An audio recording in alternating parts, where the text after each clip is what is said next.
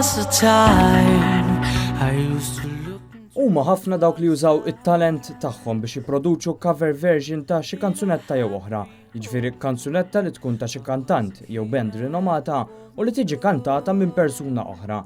Imma fost il-ħafna cover versions li joħorġu ta' kuljum, il-verżjoni ta' Don't You Worry Child ta' Swedish House Mafia kif kantata mit-talent lokali Kevin Paul Kalleja, akkumpanjat minn Luke Baldacchino fuq il-violin u ħuħ David Baldacchino fuq il-bass. Fl-aħħar jiem kienet waħda mill-iktar popolari fix-xena lokali, fuq programmi tar-radju, fiċ-charts lokali jew fuq Facebook, kif rifless fi 17,000 persuna li raw il-video ta' Kevin fuq YouTube.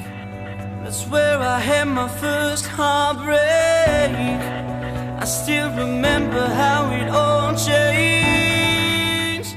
Kanzunetta li laqtet lil ħafna bid-differenza ta' cover versions oħra, Kevin irnexxielu jagħtiha laqta personalizzata, bluzu ta' oġġetti li wieħed isib ta' kuljum biex joħolqu effetti mill-aqwa. Il-ħoss tal-karti jitqattaw, it-taħbit fuq mak tal-kafè u l-ħoss ta' sulfarina tixel, fost ħsejjes oħra li jagħmlu taħlita mill-isbaħ mal-istrumenti mużikali tal-membri tal-band. Il-mużika dejjem kienet f'qalbi biex niftehmu. U meta kont żgħir isni dejjem meta kont inkun qed nisma' l-mużika, isni kelli ħabta noqgħod inħabbat jew fuq il-mejda eżempju noqgħod nagħmel nikkrea daw il-ħsejjes ishom meta isni nismagħhom.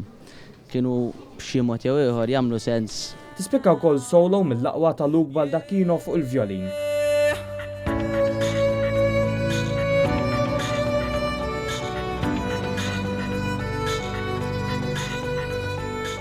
Kevin jgħidilna dwar l-opportunitajiet li din il-kanzunetta kapaċi tiftaħlu fil-futur. Kien hemm nies li stidnuni biex indoq postijiet u ovvjament dejjem ikun hemm forsi xi producers li jibgħatu lek diska speċi biex tkantom min jaf forsi l-qudiem nimxu forsi minn pass pass bil-mod il-mod. U dejjem inħallu f'idej il-mulej. Min-naħa tagħna nawguraw lil Kevin u lill-mużiċisti lokali oħra biex permezz tat-talent tagħhom igawdu minn futur mill-isbaħ fix-xena mużikali.